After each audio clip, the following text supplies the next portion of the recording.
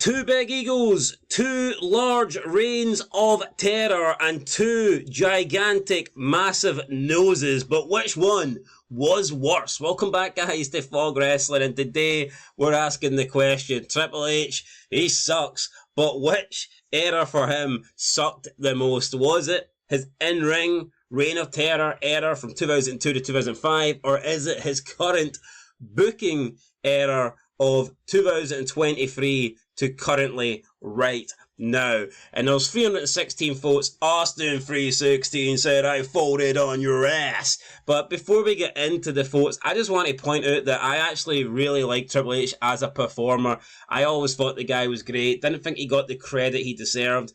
Do I think he's spectacular in the ring? Do I think he is the best at anything? Probably not, but I think he was he was always pretty good at everything that he did, and nobody can deny that he was a great heel. Okay, I think he's one of the best heels of all time. I'm not going to take that away from him, but we're here today to talk about these two options. Now, first of all, in-ring, 2002, 2005, Triple H held the World Heavyweight title reign for a lot during this period. You know, if you do it on a percentage basis, out of this time frame, from say up until Mania 2005, Mania 21, until he was crowned the world champion in 2002, just handed the belt by Bischoff, how long, percentage-wise, did Triple H have the belt in this period? Honestly, if you do the numbers, he was probably the champion in this 3-year period. He was probably the champion for a good 80% at least. Now, I don't have the numbers, I'm not going to work out, I'm not sad enough to work that out, but I'd say he was probably the champion for 80%. When you factor in Shawn Michaels' 1 month title reign, you factor in Goldberg having a short stint with the belt, you factor in Benoit, and then Randy Orton. I mean, they didn't have the belt that long. Orton had it for about a month, Michaels had it for about a month. I think Goldberg may have won it twice, and maybe he had it for a couple of months at the most.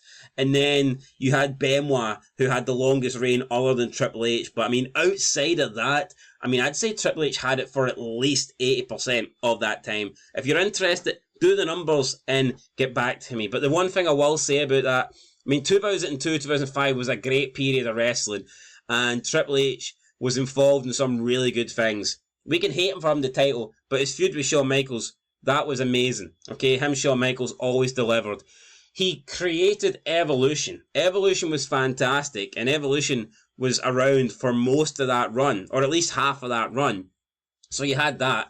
He buried all the WCW guys, but I'm not going to sit here and say it was bad stuff, It was annoying that he would never give up the belt. It was annoying that he was always the champion. But the product, the actual matches and the promos and his performance in that era, I think was good. So a lot of people shit on this, but I actually enjoy it. Therefore, I cannot say that is the correct answer. However, Booker, there's nothing I enjoy about this. For me, Triple H is ruining wrestling. Wrestling is the worst it's ever been. This guy's in charge of it, and therefore, he is to blame. 69% of you are saying that it's the Booker era, and I 100% agree. The booking era of Triple H from 2023 to now is the real reign of terror, and it is the biggest reign of terror we've ever seen in professional wrestling. But let's get into the comments then, and let's see what you guys have to say. Cope, Edge, Osprey, Assassin's Creed says, WrestleMania seems like some small pay-per-view this year. It kind of does, it cannot be denied. WrestleMania doesn't feel big at all. Soza Mano says, Raw was actually good during his reign of terror. No, it was, 100%, it was good. Despite him having a reign of terror, it was a good Raw. And it's not just everything outside of what Triple H was doing was good. A lot of the Triple H stuff was good, like I said, because he was involved in rivalries with Shawn Michaels, and because he was in Evolution. There was a lot of good stuff during that period. Standard of Excellence says, laugh my ass off. Yep. I'm assuming he's talking about the results there. Hippie Chick says, laugh out loud. I don't know why people are complaining. I am really enjoying the Triple H era. I think you're the only one. Well, not the only one, but you're really in the minority there. Have you only been watching since the pandemic only? No, I remember the nightmare that was WWE before the pandemic. I'm going to assume that Hippie Chick didn't see the Attitude Era, though. Honestly, you can't. It's not possible. There's no way you watch the Attitude Era, but then think that this era's enjoy this era. I just don't think so. I think everyone that's enjoying this era in here, if you haven't seen it, then that's not your fault. But I refuse to believe that there's people that have watched the Attitude Era and the Ruthless Aggression Era and have watched this era and they somehow believe this era's better. I don't see how that's possible. I really don't. So I think everyone that enjoys this era is obviously just new to wrestling, or at least has only maybe started watching wrestling in the last 10, even maybe 15 years. I've been watching since the Ruthless Aggression era, and I've really enjoyed his book. Yeah, but I mean, listen, it depends when you started watching the Ruthless Aggression era. You could have started watching wrestling in 2007 and maybe been like 5, 6 years old, you know? So, therefore, you don't, at 5 and 6, you don't really know what wrestling is. You don't really appreciate it. It's not the same. Well, you know, maybe catching the last couple of years of the Ruthless Aggression era as a young child isn't the same as, like, watching the entire Ruthless Aggression era as an adult, you know? It's just, or even as an older, like, teen or something like that. Which I was at the time, so, I mean, yeah. What else we got here? Skull, Doogity Doo says 2002, 2005, buried wrestlers, current big nose buried, the company fans, kayfabe stories, belts, tag team stars, the list goes on. Yes, the companies make more money than ever, but does the show feel bigger and better? No. It's hard work to sit through and watch this trash. It's just a repeat of the previous week. 100%. It's tough.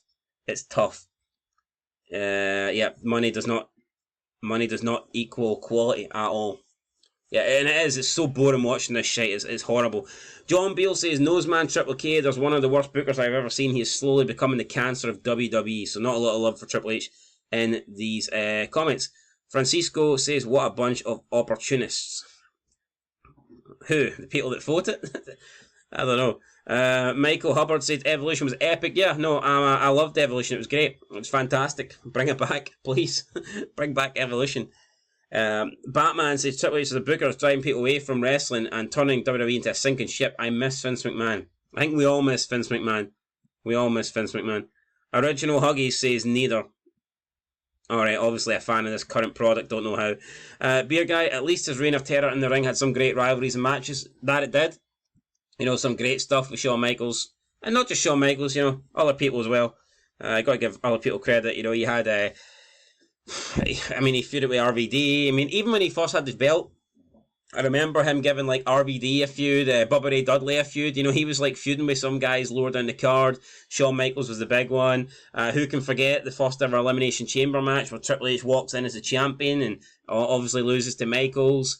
Alright, his Mania match with Booker T. Wasn't a fan of that. Not really going to talk too much about that. People don't really like his feud with Steiner either. Maybe that was a bad period when he was going into, like, Mania season and he'd beaten Steiner and he was feuding with Booker T. After that, I suppose he had Kevin Nash for a bit. He just buried all the WCW guys in Triple H fashion. Then he, you know, feuded with Goldberg and Shawn Michaels again in 2003, and he had more stuff going on, and then obviously Benoit and then the Orton heel turn. I mean, yeah, look, there was a lot of good stuff in there. Maybe some bad feuds and stuff, but a lot of good ones as well. B-Day Cool says, the first one turned a lot of people off of wrestling. The current one is turning off whoever is left watching. At least after the first one, people tune back in every so often. I think the second will have a more permanent damaging effect on the viewership. I agree. I think that this run that Triple H is having right now, this is like the final nail in the coffin. I think we've seen, I think in the past, wrestling has been able to recover from bad periods. I think that in the past, you always looked at it and you thought, right, if they change it, if they do consistently good TV for like maybe 6 months, they can get back viewers. I'm just looking at this new era and I'm watching the performance and the quality of the shows, and WWE just feels like it's too far gone. It feels like it's too far gone for me. I just can't really envision a world where WWE gets good again. You know, they might have the odd good show, you know, they might have the odd good event, you'll have the odd good match, but I mean, as a whole, as a product, it's so bad that I just never see it getting to a good level again. I don't. Even matches, right? It's very rare that you get a good match now. That CM Punk, Roman Reigns, Seth Rollins, that's been considered a classic. It was a finisher spam fest. That match could not lace the boots of the triple threat match that Benoit won at Mania 20. They don't even really know what a good match is these days. They think that just hitting a bunch of finishers means the match is great, and that's just not the case. You know, it's sad.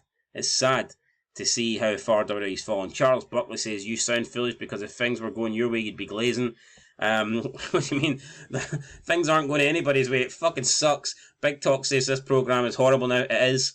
I mean, it's not impossible to watch because we watch it, but it's damn near impossible. I mean, it's a fucking tough watch, man. It really is. B-Day Cool says, "You need to lay off huffing paint fumes. Please enlighten me." Yeah, I mean, how do you know what his way is? You know, it's just, I don't know, just defending WWE.